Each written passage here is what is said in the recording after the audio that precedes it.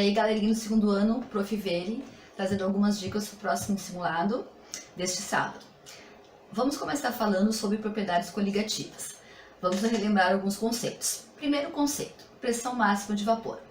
Quanto maior a pressão máxima de vapor, mais volátil será a substância.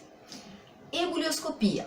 Quando se adiciona um soluto não volátil a um solvente, se propicia um aumento na temperatura de ebulição da solução.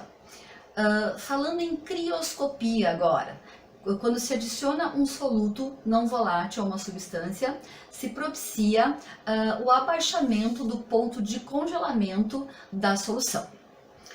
Outro conteúdo agora que nós devemos nos preocupar é em relação à cinética química. Vocês devem atentar principalmente para a lei de Guberage, que é a lei da velocidade.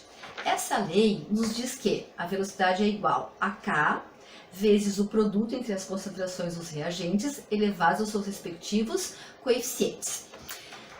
Num primeiro caso, vocês devem se preocupar com as reações não elementares, reações que se processam em várias etapas.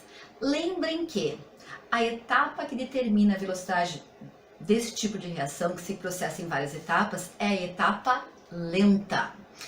Em um segundo caso, vocês devem se preocupar ou vocês devem analisar experimentos. É quando a gente determina a ordem e a velocidade de uma reação através de vários experimentos. Isso foi estudado no capítulo 19, especificamente na página 33. Deem uma boa olhadinha.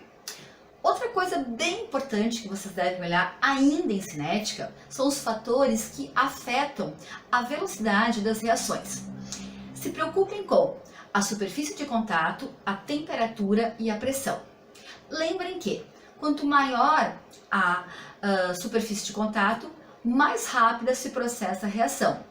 Da mesma forma que, se aumentarmos a temperatura, maior a energia cinética, mais colisões entre as moléculas temos e, consequentemente, maior será a velocidade da reação.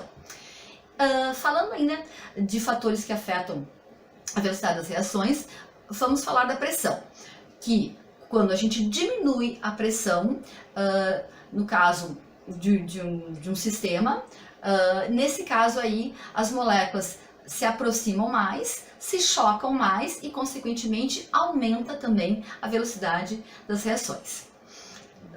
Vamos nos preocupar agora com outro conteúdo que é o equilíbrio químico. Dentro do equilíbrio químico, atentem mais para os fatores que afetam o mesmo, que são a concentração, a temperatura e a pressão. Se aumentarmos a concentração de uma substância, o equilíbrio será deslocado para o lado oposto. Se diminuirmos a concentração de uma substância, o equilíbrio fica no mesmo lado. Falando de temperatura, se aumentarmos a temperatura do sistema, o equilíbrio será deslocado para o lado endotérmico. Se diminuirmos a temperatura de uma reação, o equilíbrio será deslocado para o sentido exotérmico. E falando da pressão, quando a gente aumenta a pressão, a gente desloca o equilíbrio para o lado de menor volume. Ao passo que, se diminuirmos a pressão, deslocamos o equilíbrio para o lado de maior volume. Por fim, vamos falar um pouquinho de equilíbrio, falando especificamente de pH e pOH.